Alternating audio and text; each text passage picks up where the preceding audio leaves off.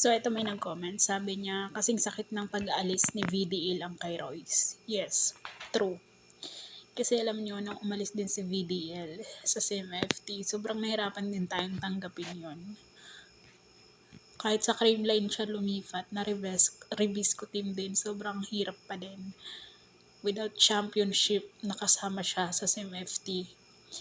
Kay Royce, yes, nakapag-silver sila, pero masakit pa din yung part na ngayon na umalis siya.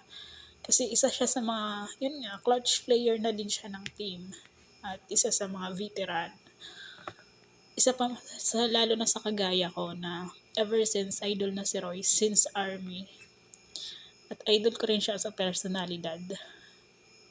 Na nakikita kong naglalaro as a volleyball player and national TV, di ba? So, matagal ko na siyang iniidolo. Kasama nila Bionic Ilongga, yun na Queen Rad, alam mo yun. Then, parang ang tagal-tagal ko na silang ina-idol, lalo na si Royce na parang hiniling ko nga umabot sa point na sana mapasama siya sa CMFT nga. At napasama naman, pero ayun nga, alis na ulit nang hindi pa sila nag-champion. Sobrang hirap. Kaya hindi ako nanonood ng mga drama serye na yan. Kasi masyado na akong emotional habang tumatanda na. And yes, mas gusto ko manood ng volleyball.